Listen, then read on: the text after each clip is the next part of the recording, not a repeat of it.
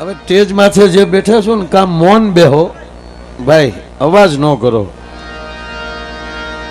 આમ તો સ્ટેજ માથે જે આવે ને આપણે બધાય માલ ઢોલ રાખીએ જ. દૂધ અથવા દહીં મૂકી દઈ તો જે ઉપર આવે ને એને તર કહેવાય. એમાં કંઈક તત્વ હોય. આ જેટલા મહાનુભાવો સ્ટેજ માથે જેના સન્માન થાય છે ને એ સમાજની તરવું હોય, ફોદા ન હોય. તમારા સ્ટેજ માથે અમુક અમુક ફોદાય આવી ગયા છે, એટલે શાંતિ રાખો. આ સ્વયંસેવકો મને કહે ભાઈ હવે શું કરું? મેં કીધું રાઈનો દાણો બધો હેરખ્યો, આમાં નાના મોટા કઈ હોય નહીં, બેઠા બે વાઈ ગયો. બીજું હું એ કોક દી મોટા થાય ને એમ શીખાય આવી રીતે સ્ટેજ ઉપર બે હતા. પણ સાચી મજા તો તમે આમ હામાં બેઠા હોય તો મજા આવે. હવે એને કેમેરામાં જ આવવું છે. હવે જે થયું સ્ટેજમાંથી હમણાં ઓમ શાંતિ રાખજો. ઓલા મહેમાન આવ્યા ને, મહેમાન છોકરા કીધું નહોતા માનતા. મહેમાન આવ્યા ને ગરધણીના છોકરા ફળિયામાં એવા રમે, ઘણી હનુહું કરી ગરધણીએ બે જાઓ બે જાઓ. પણ એ માને ઉલ્લી ઉલ્લી મહેમાનના ખોળામાં પડ્યો. કોક બેન જાવું પડ્યું. તે મહેમાને કીધું કે આ તમારા છોકરા માનતા ના લાગે. તક તમને કેમ ખબર પડી? તક તમારું નથી માનતા એટલે. કારણ કે માનતા છોકરો લાડક્યો હોય ને, પાણા પીર કરે ને દેરા દેવ કરે, ચારે દીકરાનો જન્મ છે હોય, એ લાડક્યું છોકરું હોય ને એ ખબર પડી જાય માનતાનું જ હોય. વાત એ હાલે છે સાહેબ કે આ રૂપ અને ગુણ બે આપણને મળ્યા. નહીતર તમે સાંભળો કે રૂપ કાશ્મીરમાં લઈ દેતા દેતા દક્ષિણમાં પહોંચ્યા એટલે કલર ગયો હાવ, ખાલી આખું દાંત બે જ તબકે. હમણાં તો હું ગયો હતો ને એ બધું પ્રોગ્રામ આગળ આપણે તો કલશ કાંકરા નાખીને કકડાવે. અમે પહેલી વાર ગયા ત્યારે કીર્તિભાઈ મેં આપણે મેંગલોર ગયા. કા ભાઈ? હા, ધરાર. એક ભાઈ કીધું કે તમે ગરીબ કેમ થઈ ગયા હતા? કે મોટાના વેમમાં. કે એને મર્સિડી લીધી તો અમે લોને લીધી હપ્તે. આવી કે એક ભાઈ તો મારી પાસે ગાડીની વાત કરું ને તો એક ભાઈ મારી પાસે મને કે મારી પાસે હવે તો કેટલું સરસ થઈ ગયું, કેવી ગાડીઓ બધી નીકળી, 10 તો એરબેગ. એટલે આપણે એમ થાય કે આને ભટકાવવું જ છે ગમે એમ કરી. મને કે 10 એરબેગ ગમે એ બાજુથી ભટકાય ને તો એરબેગ આવી જાય, આપણે મરીએ જ નહીં. હું કહું વેમમાં ન રહેતો આપણી વખતે એરબેગ ખુલે નહીં. અને ત્રીજી વાત એ કહું, આપણને વેમ છે કે આપણી વ્યવસ્થા છે. આપણી વ્યવસ્થા છે જ નહીં હો. આ કંપનીવાળાએ ભલે એટલી એરબેગ કાઢી, તો એની સેફટી હાટું કે આ 3-4 કરોડની ગાડીઓ દીધા હપ્તા દીધા વગરનો મરી ન જવો જોઈએ, એટલે એની સેફટી હાટું દીધી. પણ મૂળ વાત એટલી ગુણ હશે, ઉગાતામાં ગુણ હશે, આ હોનબાઈમાં ગુણ હશે. દેવાજ ગોદર એમ કહી દે કે રાહ રાખીને વાત કરજો, આ ગુણ વગર ન થઈ શકે. અને કહેવા ગયો ઘરમાં પુરુષમાં થોડા ઘણા ગુણ ઓછા હશે તો હાલશે, પણ આ દેશની જગદંબામાં ગુણ ઓછો હશે તો નહીં હાલે. ભલામણ એટલે કવિઓએ જનેતાને ઠપકા આપ્યા, બાપુજીને કઈ કીધું જ નહીં. જનની જણ તો ભગત જાણ, કા દાતાર કા સૂર, નહીં તને જે વાંદણી મત ગુમાવીશ નૂર, ધરાવીને ધાનના નિપજન કુળવીને માડું ન હોય. જેટલા દુહા જોઈ લ્યો બધા માતૃ શરીરને બાપુજીનો સાળો જ ન કર્યો.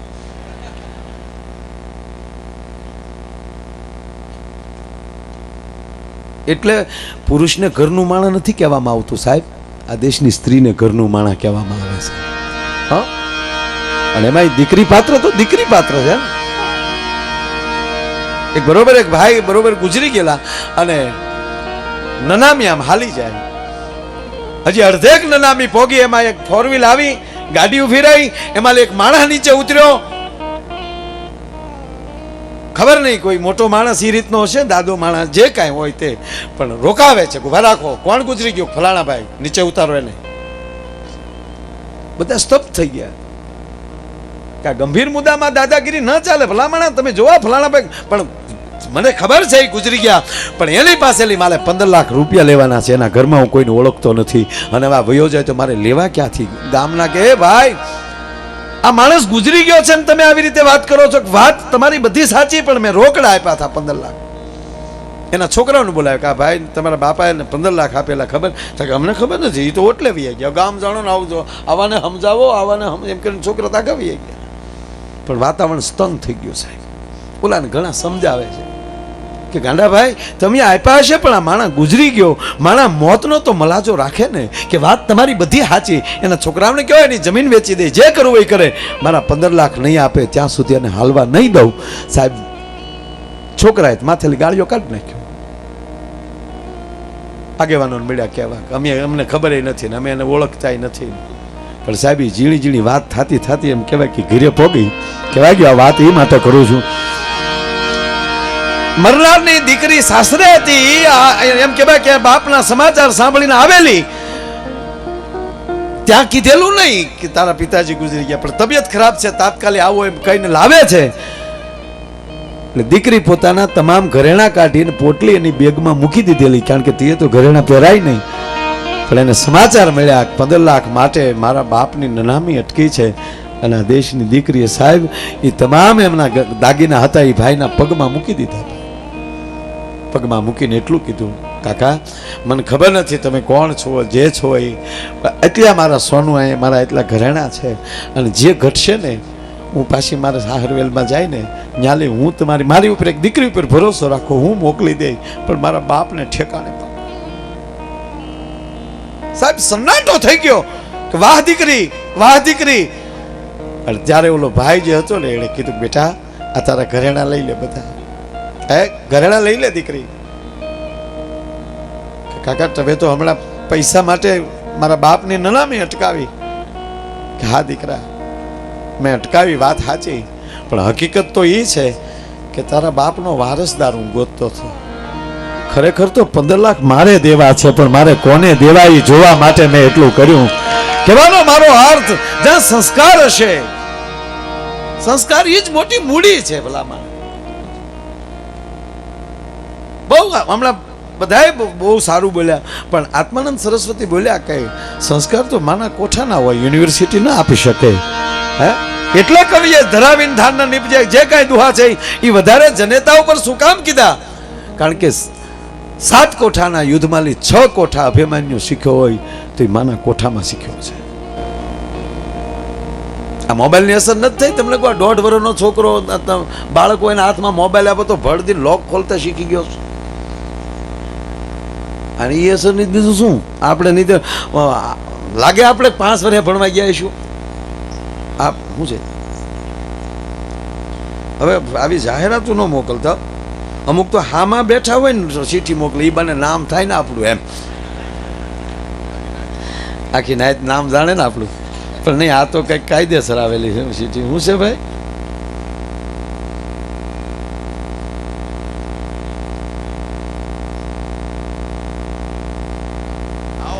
ભાઈ હું આમાં તમે એવું લખ્યું છે ને કકામ ન હોય એવું લખ્યું છે. આ શું લખ્યું? ઠીક. સહદેવ કારુભાઈ વાઢેર, ઉંમર છે 13 વર્ષ, અને ગેટ પાસે એમના મમ્મી રાહ જોવે છે. દાનની ભેટ લેવાનું જે કાઉન્ટર છે એ કાઉન્ટર પાસે એમના બા ઊભા છે. આ 13 વર્ષનો જુવાન આખો પ્રોગ્રામ અટકાવીને બેઠો છે. ત્યાં 30 વર્ષનો થાય ત્યારે આપણે હેમાં જાહેરાત દેવી પડશે, પણ ના, આપણો મોટો મેળાવડો છે એટલે 13 વર્ષ એટલે નાની ઉંમર છે. બાથી છૂટો પડ્યો છે. એ જ્યાં હોય એ લગભગ આ તો ટેજ માથે જ છે, પણ એ તાત્કાલિક દાનનું જે ભેટ લેવાનું કાઉન્ટર છે ને એની પાસે બા રાહ જોવે છે. જી આવો મારા બાપ. હા, એક જગ્યાએ સવાર સુધી એકને એક જાહેરાત આવી. ધીરુભાઈ ઘડિયાળવાળા, ઉમા ઘડિયાળ વોસ્કુ.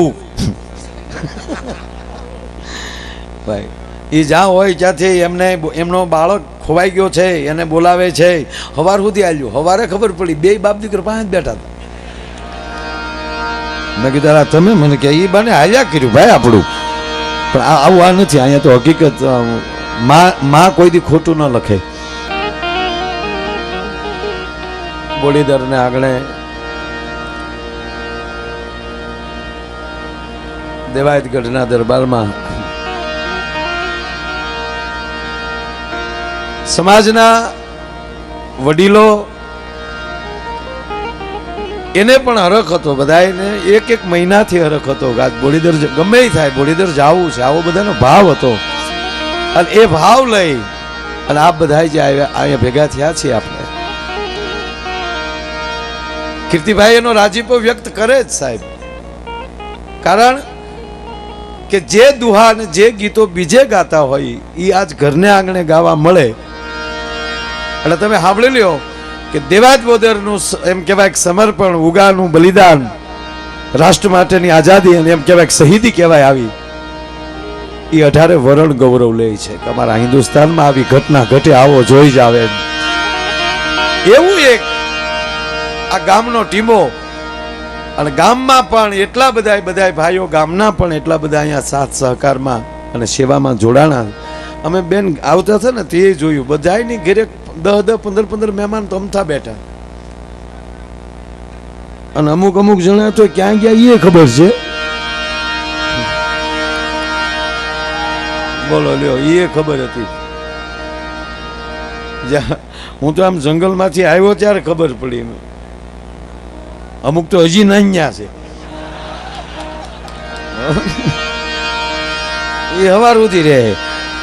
હું કહેતો આવ્યો, મેં કીધું એને અમુક ને બેહાડી રાખજો ન્યા. હે પણ કે જ્યારે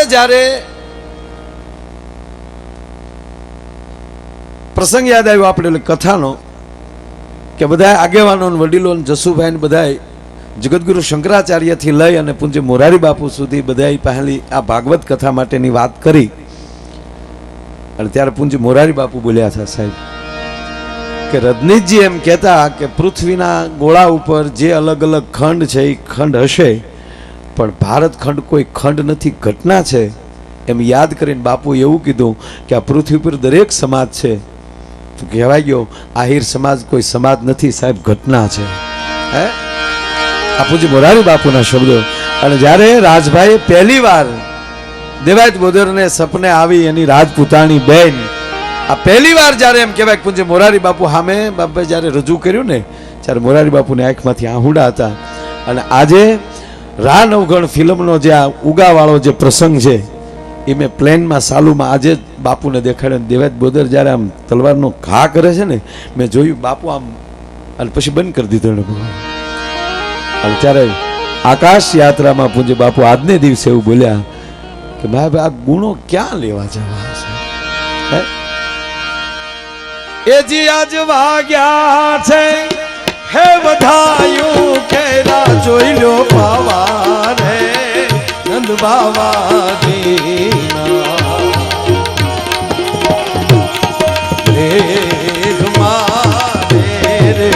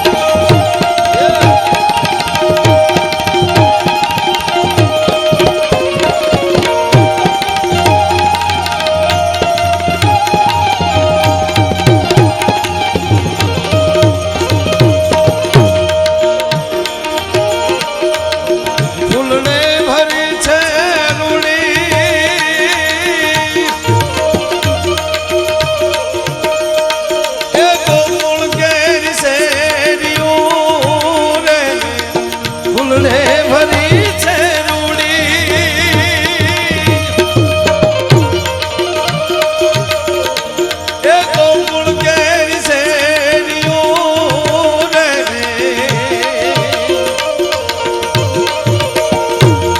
કાંડો બોલી કંપી રે હે ઉઠી છે કંસની કચેરી રે વેરી છે બાળા વેસ મારે રે ગીધી આજ વાગ્યા છે એ વધાયું કેરા જોઈ લો પાવા રે નંદ બાવાજી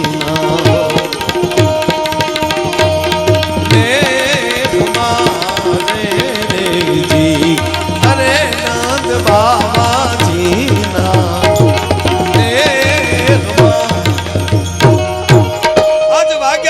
વધાયું કેરા પાવા નંદ બાવાજીના નેહમાં અને ફૂલડે ભરી છે આજ ગોકુળ કેરી શેરિયું તા તો કંપી ઉઠી કંસની કચેરી. સાંભળો, આજે જે સાપ હોય છે ને નામ, આહિર સમાજનો દીકરો છું ને બોલું છું એમ નહીં, પણ રામના જન્મ પહેલા ભગવાન મહાદેવે આવો આવો મારો વાલા આવો મારા બાપ કપાળે નોટ સ્વાટી કરી હો ભાઈ ઘારા નહીં તો તૂટી ગયા તળેલા નાખીને જોતો ખરી ગઈ જોયું. મારે તમારે ઘડી ખુમાઈને જ કરવી છે, આનંદ કરવો છે ભાઈ. અને એમાંય આ તો જ્ઞાતિ ગંગા બેઠી છે સાહેબ. પેલા નાચ તેડું અમસ્તા કોઈના પ્રસંગમાં કરતા ને કે ભાઈ તોય નાચના દર્શન કરવા આવતા. આજ તો તમે સાંભળી લો, આમ આમ આખી આખી નાચ. આવા દર્શન તો અહીંથી કરીએ ત્યારે ખબર પડે સાહેબ. નાચને હું આટલી કોટી કોટી વંદન કરું છું. બે રીતે ગંગા સ્વરૂપ આપી શકાય. એક તમારી પવિત્ર દેખાય ત્યારે માણસ કહે ભાઈ ગંગાના ધોધ જેવો પવિત્ર છે, અને એક જ્યારે સમાજ ભેગો થઈ જતો હોય ને અને ત્યારે કદાચ એક બે નબળા હોઈએ આપણે, મારી જેવા કોઈ હોય નબળા વિચારના, પણ આવા વડીલોની હાજરી હોય ને ત્યારે એ વિચારે એમ કહેવાય કે નબળાપણાનો વયો જતો હોય છે. એટલે એ ગંગા 100% કહેવાય છે. એટલે વાત એ છે કે ફૂલને ભરી જ્યારે ગોકુળ કેરી શેરીઓ, મારે વાત એ કરવી કે એ સાપ કેવી છે. નકર ગોકુળથી મથુરા બિલકુલ આઘું નથી સાહેબ, આડી યમુના જ છે. પણ કંસે બીજા પ્રયોગ કર્યા, પોતે અહીંયા જવાની હિંમત ન હાલે કે નંદને નિહળે એમ ન જવાય સાહેબ. પૂતનાને મોકલી, બકાસુરને મોકલ્યો, પોતે ન ગયા. શું કામ? ખોરડાનો ડર છે ને કે એ સાળો ન કરાય. અને વાત એ કરતો કે રામના જન્મ પહેલા મહાદેવે કૃષ્ણની કથા કરી છે. શાસ્ત્રોમાં કોઈને પૂછ્યો જ્યારે રામનો જન્મ નહોતો થયો અને ત્યારે કામદેવને મોકલે છે દેવતાઓ. મહાદેવ સમાધિમાં બેઠા છે, જ્યાં સુધી જાગે નહીં અને એ પરણે નહીં તો એને દીકરો ન થાય, દીકરો ન થાય તો ઓલા રાક્ષસને મારે નહીં. એ તો રામના જન્મ પહેલાની વાત. અને એમાં જ્યારે કામદેવને, ટૂંકી વાત લઉં, કામદેવને મોકલે અને મહાદેવ જ્યારે એમ કહેવાય કામદેવ એને તીર મારે છે ફૂલનું, અને મહાદેવની આંખ ખુલી જાય, ઓળખી જાય કામદેવ મને બાળવા મારામાં પ્રવેશ કરવા આવ્યો, અને ત્રીજું નેત્ર ખોલી અને કામદેવને બાળી નાખ્યો. અને ત્યારે એની પત્ની રતિ ભગવાન શિવ પાસે ખોળો પાથરીને બેહીને એટલું કીધું હતું કે મહાદેવ, દેવતાઓએ મારા પતિને મોકલ્યો છે, એનો કોઈ ગુનો નહોતો, એ તો કામ છે. અને હવે મને મારો પતિ ક્યારે મળશે? ત્યારે કહેવાય ગયો કે આ સમાજ કેટલો ઉજળા હશું આપણે નજી સહી, પણ તેથી તો કેટલા હશું કે કૈલાસના ખોપરા ઉપર બેઠા બેઠા મહાદેવને સીધો યદુવંશ યાદ આવે સાહેબ, કે જબ જદુવંશ કૃષ્ણ અવતારા. હે રતિ, જ્યારે જદુવંશની અંદર કૃષ્ણ જન્મ લેશે અને તેથી કૃષ્ણના ઘરે તારો પતિ દીકરો થઈને જન્મ લેશે. એટલે આપણે રૂપે મળ્યું ને ભગવાને મળ્યું. નકર આ રૂપ ને ગુણ બે ભેગા ન હોય, કાં ગુણ હોય ને કાં રૂપ હોય. આ જો આ કાશ્મીરમાં ભગવાન રૂપ દેવાનું ચાલુ કર્યું કાશ્મીરથી, બાપા એ રૂપ દેતા દેતા દક્ષિણમાં પગ્યા ને અયો રામા સ્વામી. કલર જાય તો પૈસા પાછા.